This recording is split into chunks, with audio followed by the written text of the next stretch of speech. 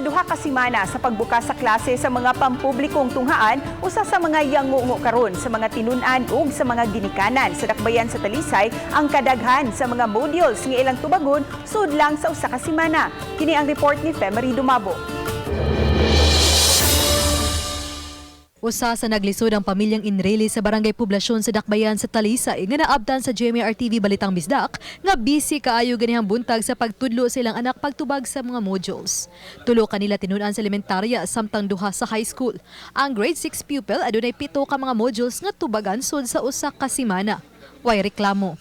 Apan may reklamo kining grade 9 student kay 13 ka modules ang iyang tubagon ug daghan pa ang activities nga humanon sud lang sa usa ka semana. Ginagmay lang ba? Among ganahan niya, daghan mo kayo gipanghatag mga module. Ang ako, minus-minusan na tadi sa kita mga dagko kaya naman tayo mga bata man sila. Minus-minusan lang tadi gamay para mapasaptan jud. Sa karinderya sila nagtubag sa mga modules samtang ang amahan nagluto og pagkaon ug nagatiman sa mga customers nagyaw usab sa iyang mga anak. Gipasalig sa DepEd Talisay City Division nga matag semana aduna sila gihimo nga pag-survey kon pagkuha og feedback sa mga ginikanan ug mga tinun-an alang sa himuong mga adjustments sa dakadiyang modalities. Kinaron lang gid masiguro nga adunay makatunan ang mga tinun-an. Mato ni Dr. Evangeline Luminarias ang DepEd Talisay Division Superintendent nga gipangitaan na og paagi ang maong yangungo sa mga tinun-an.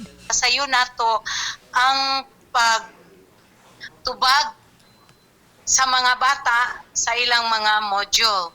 So sa pagkakaroon do na naman tingali solution niya na nga gigamyan na instead of 13 mahimo na lang siyang 8 or 9. Ang pangu sa Curriculum Implementation Division sa Talisay City Division, Dr. Malu Ipong, nitugan nga nakasabot sila sa kalisod karon sa mga tinun-an. Ilabi na kay igo lang nagbasa ang mga bata sa modules ug way magtutudlo nga gapasabot kalabot sa subject. Nakadaghanan ni is about MAPE, kaning music, arts, PE and health.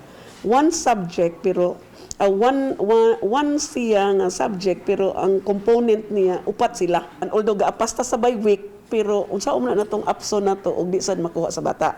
Uban ni Renante Quiñones, ako si Femery Dumabok. Balitang Bisdak.